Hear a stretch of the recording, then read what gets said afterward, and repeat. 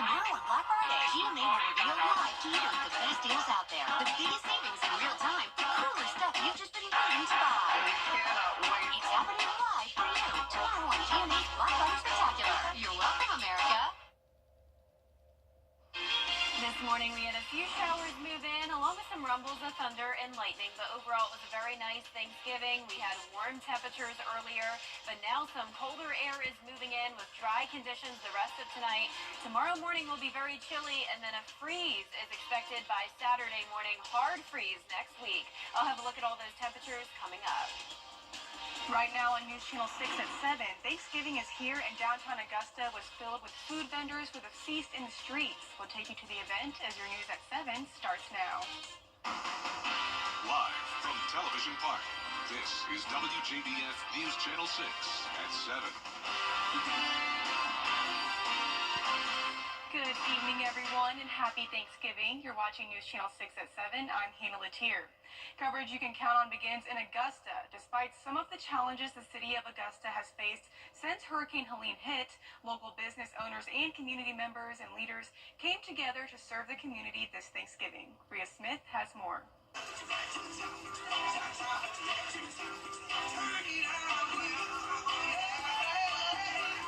Cafe 209 celebrated Thanksgiving with Feast in the Streets for a second year Thursday morning. It's an amazing thing for the community, just to kind of revitalize everything that's going on in the community, and to have everybody come together and just have smiles and love in the community. That's big for me. From 11 a.m. until 2 p.m., folks had the chance to get a hot meal with all kinds of Thanksgiving favorites and toiletries and sleeping bags. It means a lot just to be able to just help a lot of people and everything, just to be out here helping the community and just to be nice on Thanksgiving. Local members and leaders of the community say their coming together speaks to the strength of Augusta amid the recent challenges of Hurricane Helene. And we know the devastation that the hurricane brought to our city. But this is a good event because what it shows is, number one, that the community still has a need. And then number two, it shows that the business owners in downtown, particularly Cassandra Glenn at Cafe 209, still has a heart to serve the community. And so this is a great event because we're able to tap into the better parts about our community, serving those who need our help the most. Staff and volunteers at Cafe 209 showed their gratitude for their chance to stand strong and provide a sense of security for all this Thanksgiving. In Augusta, Bria Smith, WJBF, News Channel 6. And it's time now for our first look at our weather with Chief Meteorologist Jenna Petracci. And Jenna, at least it wasn't as stormy here as it was supposed to be. Yeah, that's right, Hannah. It was overall a really nice day. We just had a few light showers come through very early in the morning, but I hope you had a wonderful Thanksgiving so far. The rest of tonight will be completely dry. Let's take a look outside now at our Terry Lambert Hyundai Skyview cam. It is pretty not much going on this evening here in Swainsboro. You can see nice dry conditions. Temperatures are chilly though, just like they were this morning. So we had a low of 49 degrees, warmed up nicely though in the afternoon to a high of 74. Now right now we're sitting at 64 in Augusta. Winds are still coming in from the northwest, 11 miles per hour. So a bit breezy at times, dew point of 46. So you can see that drier air is moving in with temperatures falling now in our northern counties. We're seeing some mid-50s up there, and then down towards the south, we're in the mid-60s. Now, as for our satellite and radar, we do still have some cloud cover, and that will linger into the overnight hours, but we're really not expecting any more rain other than a few stray showers when you're headed out the door Friday morning. But your day planner looks good. If you're headed out Black Friday shopping, you'll just want to bring a jacket with you, as we'll only be topping off in the upper 50s tomorrow afternoon. And as we look ahead, it is going to be very, very cold over the weekend with that freeze watch Saturday. Hard freeze likely next week, with temperatures plummeting all the way down into the upper 20s starting on Saturday. But the good news is that we will have a lot of sunshine to enjoy. I'll have more details on your forecast coming up, but back to you, Hannah. Jenna, thank you. Thanksgiving always falls on the fourth Thursday in November. The date changes, but the day of the week never does. Bria Smith tells us that wasn't always the case. When you think of Thanksgiving, you think of pilgrims and indigenous people. But did you know Abraham Lincoln was the one that made it a holiday and chose that it would be celebrated on the last Thursday of every month? Towards the tail end of the Civil War, after Gettysburg and after the Emancipation Proclamation, Lincoln proclaimed it a national holiday. Prior to that, states all celebrated on different days. A woman named Sarah Hale, an editor for a popular magazine for women, wrote a letter to Lincoln asking him to make it a national holiday. He decided to do it because he felt the country needed a day to give thanks after such a dark time in our history. There's so many people praying all at the same time. There's so many people lamenting at the same time. There's so many people grieving at the same time. There's so many people worried at the same time that you can imagine having a national holiday to give thanks would be a popular thing. Creating Thanksgiving may not be at the top of Lincoln's historical list of accomplishments, but it speaks volumes about his legacy that creating such a major national holiday is so low on his resume. But Abraham Lincoln isn't the only one that started a Thanksgiving tradition. In 1863, the president's son, Tad, became friends with the turkey the family was going to have at that Thanksgiving, naming him Jack. That friendship led to the first turkey ever being pardoned. In the 1940s, Congress issued Joint Resolution 41, forever making Thanksgiving a public holiday. And in Aiken, many chose to spend Thanksgiving with friends and neighbors at the Come to the Table meal. Come to the Table is hosted by the Salvation Army in Aiken. It replaces One Table, which was a community meal that took some time off after struggles to find a venue. 700 meals were served today at First Baptist Church with all the fixins. Staff members say everyone should have a seat at the table on Thanksgiving Day. Events like this make it amazing for people like me who don't have anybody out here, who don't have any family or have any friends, so it is important. This event really is providing a way for individuals to, just for a moment in time, to just escape the realities that they face, to enjoy a good piece of pumpkin pie and some turkey. And event organizers say that feeding the community brings us all together as one. Black Friday is tomorrow, and some local retailers are prepared and setting up for the big day. Swank, Escape Outdoors, and Posh Tots are sister stores and have been getting ready for months for Black Friday. They already have customers waiting outside all of their stores to get the best deals tomorrow morning. We order the doorbusters. We make sure we have food for them in the morning. We want to have swag bags. We want to make it a fun event where people want to come and people want to be here, and we just enjoy it so much. We've had people at our stores since almost 10 a.m. this morning, at Escape specifically, so there's people lined up, I think, everywhere right now. Swank and Escape Outdoors will be open from 7 a.m. till 8 p.m., and Posh Tots will be open from 7 a.m. to 6 p.m. Brown Snowy Mountain Christmas Trees has had difficulties getting their trees to the CSRA, but didn't want to miss out on this tradition. They decided to open their location in Evans since it is their main lot where they do the tree flocking and the wreaths. They say flood damage near their farm in North Carolina, about an hour north of Boone, caused some challenges. The owner was happy to continue to bring the tradition for so many back to the CSRA since his family has been doing this for 42 years. A few months back, we weren't even sure that we were going to be able to be out here. So I think for us to be able to be here and still see the people that we've seen for years. I mean, there's people that have been buying from us since I was a little kid. So for us to be able to see those people and when we weren't sure that we were going to be able to, I think it is special. And since the National Hills area still had damage from Helene, they decided to open just the one location, hoping people from that area will still come to the farm. You can find the times they are open at WJBF.com. Looking for something to do after Thanksgiving dinner and want to burn off those extra calories? Well, you can do just that by visiting any South Carolina state park for free on Black Friday. The state will waive admission fees for all 47 state parks to encourage people to spend time outdoors. The State Parks Department is inviting people to share photos of their visit on social media using the hashtags OptOutsideSC and SC State Parks. Coming up, what the next steps are for Vice President Kamala Harris. We'll have those details when we come back. Hello, I'm Adrienne Wapper. Cold air rushing in next week as we head into the month of December. We'll have lows in the 20s. I'll have your full forecast coming up. You were just doing your job.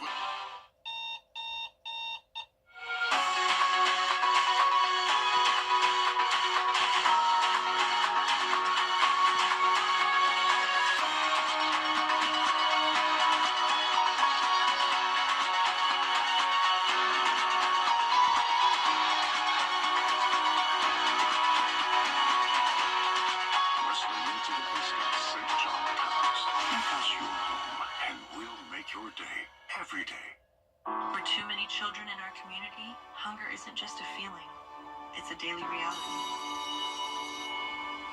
Before Hurricane Helene hit, our area was already experiencing the highest level of food insecurity we've seen in 15 years. With 1 in 4 children in our community facing hunger, programs like our backpack program bring hope to families in need. Visit goldenharvest.org to donate now, because every child deserves a full plate, not an empty stomach. Play quick win from the... Now, your most accurate forecast with WJBF Live 5 for 6. Welcome back. Well, definitely not a washout today for Thanksgiving, but if you were up and about early this morning, you may have heard some rumbles of thunder, seen some lightning. We did get a little bit of rain all across the CSRA, but nothing too significant, and luckily no severe weather. Here's a look at what happened starting at 7 o'clock in the morning. Places like Emmanuel County got some heavy rain. It moved through the metro, parts of Richmond, Aiken County around 9 a.m. Then as it pushed down towards the south, we had some stronger storms. Notice a lot of lightning strikes here from Burke County down to Washington and Johnson with the special weather statement that was issued. Then we had a pretty strong cell there in Screven County as well. You can see that right around Sylvania, but then the rain passed and we're left with dry conditions the rest of our Thanksgiving evening. Our dew points are definitely falling. We're seeing the mid-40s now. Still some moisture down in our southeastern counties, and you can see the winds are breezy, but we're no longer under that lake wind advisory, so not as high of wind gusts as what we had earlier this morning. Sustained winds up to around 11 miles per hour, the gusts up to around 25. Now, as for the temperatures, we're seeing some mid-50s up towards the northwest, mid-60s down towards the south still, but you can overall see all the cold air from Canada taking over the United States. Only 10 degrees in Bismarck, but 60s still in southern Texas and 70s in Florida. As for our satellite and radar, still some cloud cover behind this cold front, possibly a few showers coming in from the west that we'll see early tomorrow morning, but no snow for us despite the cold weather. But let's look at places that are having a nice white Thanksgiving. That would be up in the northeast and then over towards the Great Lakes region as well. And some leftover snow you're seeing now on our Terry Lambert Hyundai Skyview cam in Pennsylvania. For Black Friday tomorrow, if you're headed out shopping, just bring a jacket with you. We'll only be making it to around 58 degrees. Lots of sunshine though, and then in the morning just some leftover cloud cover, but as you can see here on our Futurecast, there won't be much going on. So tonight at 10 o'clock, just the clouds. You can see those showers streaming in from the west, though I do think this is a little bit overdone, so I'm just going with a 10% chance of rain very early in the morning. Then the high pressure moves in, winds coming in from the northwest, and very cold air settling in Friday night with a freeze watch in effect through 9 a.m. on Saturday morning. Temperatures in the upper 20s to low 30s. Then next week it will get even colder, so we'll be anywhere from around 25 to 29 degrees over the next several mornings to come. So it's a pretty long cold stretch. We'll briefly warm up, but then it looks like we'll cool back down again. So lows tonight in the upper 30s to low 40s. Highs tomorrow are mostly going to be in the mid to upper 50s. And here's a look at your 10-day forecast. Lots of sunshine to enjoy. No rain until late next week. You can see we get back into the low 60s on Thursday, but then we cool back down next weekend. It will be nearly just as cold as this weekend. Back to you, Hannah. Thank you, Jenna. It's a beloved tradition that signals the start of every University of Georgia home football game. The haunting first 14 notes of the Battle Hymn of the Republic, played by a lone trumpeter at the start of each home football game, is a long-standing tradition at UGA.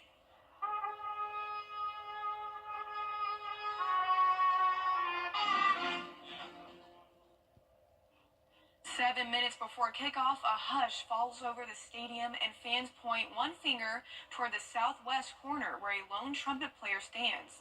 There are only 3 trumpet players chosen to play the battle hymn as a solo each year. This year, one of them is Mackenzie Matthews, a 2022 graduate of Lakeside High School and a junior at UGA. So getting into the band, typically people have to send in a video of them doing an etude, some scales, and marching technique. In my case, because I went in as a music minor and was accepted into their music school already, I kind of bypassed that process. And it's a blind audition, so what that means is that they turn around, essentially. One by one, we would all go to the middle of the field, and you had one chance to do it. And then you would go, and you'd walk off, and they don't see you this entire time. Matthews says she's honored to represent the UGA Redcoat Band and be a role model for little girls who may want to play the trumpet someday. Her next solo is tomorrow night before the big rivalry game against Georgia Tech. Kickoff is at 7:30 p.m. right here on News Channel 6. And coming up, the South Carolina animal facility known for runaway primates is now facing scrutiny on how some monkeys have died. We'll have more on the allegations when we come back. Ready to develop more /career. The WJBF Live Viper 6 Skyview Network is sponsored by Terry Lambert Hyundai. Low prices, big selection, and committed to quality customer service. In South Carolina, the Alpha Genesis facility in Yemassee is back under fire after an incident that happened last week, alleging that 18 of the primates have died from a heating malfunction. Now, PETA members are demanding federal action to shut down the facility. Danielle Cobb reports. According to multiple whistleblower reports, a diesel-powered furnace may have malfunctioned late Friday night, killing 18 monkeys housed in the research facility. With this being one of many incidents reported in the facility's history, animal activist group PETA is now stepping in. We've watched it for many years and have filed complaints with the U.S. Department of Agriculture about its many problems. Kathy Guillermo, PETA's Senior Vice President of Laboratory Investigations, tells me the U.S. Department of Agriculture, or USDA, has immediately responded to those incident reports. We know that the U.S. Department of Agriculture was there this week in response to complaints that we filed. Guillermo says the facility is an important source of jobs in Yemassee and both Beaufort and Hampton County, but the information regarding the deadly incident came from one of those workers. We're hearing from some of those people who are employed, and they're extremely upset. You know, the person who is in charge of cleaning the cages and feeding the animals is not the person who makes the decisions about how conditions are kept and how the processes and SOPs are put in place. Guillermo claims PETA has received many complaints from residents in the community about the facility's morality. PETA's goal is to stop the funding of medical testing, essentially moving towards shutting down the facility as a whole. It's crucial right now that people in the community where these monkeys were just roasted to death and from where monkeys escaped are in touch with the police department and demanding accountability. Now, Alpha Genesis has said it has recovered 39 of the 43 monkeys that escaped earlier this month and have done thorough checks on the primates' health. They are in good health and do not abuse the animals. And the Alpha Genesis CEO has not commented on the recent claims. We'll be right back. You come to the Hog Law Group. Quality customer service. And we can't leave without wishing you a joyous Thanksgiving holiday. But you know we have to do it the WJBF way. So here are our favorite and least favorite Thanksgiving desserts.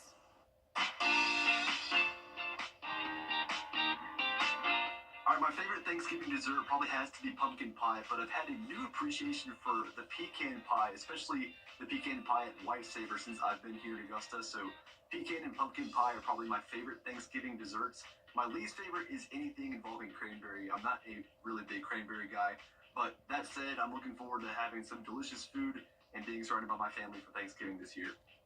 Okay, my favorite Thanksgiving dessert, I would have to, okay, it's changed. So it was pumpkin pie, but a warmed apple pie with a side of vanilla ice cream, spot on. And then I'd say my worst would have to be cranberry sauce. I'm just not a cranberry person to begin with, so just the sauce and like the texture of it just doesn't sit right with me. So that is my favorite, and that is my least favorite Thanksgiving dessert. So my favorite Thanksgiving dessert is absolutely sweet potato pie. I love a good homemade sweet potato pie. Gotta have it. And my least favorite is pumpkin. And trust me, guys, there is a difference. Hey everyone, happy Thanksgiving. My favorite Thanksgiving dessert is probably pecan pie, but I'm also a huge fan of apple pie. Now, this is where I'm gonna get a little controversial. While I do enjoy pumpkin pie, I'm gonna have to put that in the bottom slot. All you pumpkin pie lovers, don't come for me, but it's just not, it doesn't compare. It does not compare. That's my thoughts. My favorite Thanksgiving dessert is pecan pie. I just love my mama's pecan pie. Delish. She does the best. My least favorite Thanksgiving dessert, banana pudding. I don't have to do it. I just don't need banana pudding at Thanksgiving. My favorite Thanksgiving dessert is pumpkin pie because I like anything pumpkin, and my least favorite is cranberry sauce because I don't like the texture. My favorite would have to be peach cobbler with some ice cream, vanilla to be exact. And my least favorite, gotta go with pecan pie.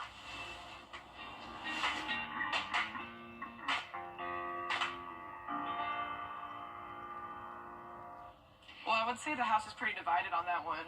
I was going to say the house is pretty divided on pecan versus pecan. Was your team pecan? I've been getting roasted for how I pronounce pecan. Right. Pecan. Pecan. I'm saying pecan. I've always said pecan. I go back and forth, I think, but everyone in the South says pecan. They do. So, my parents are from the North. That's what I blame it on. They say and I've pecan. lived in the North and South like equal years of my life, so I go back and forth with that and the caramel thing. Yes. I don't know how I pronounce anything now. Y'all are going to have an identity crisis. Well, be sure to go to our website, WJBF.com. We'll have the full newsroom Thanksgiving dessert video with a few surprises.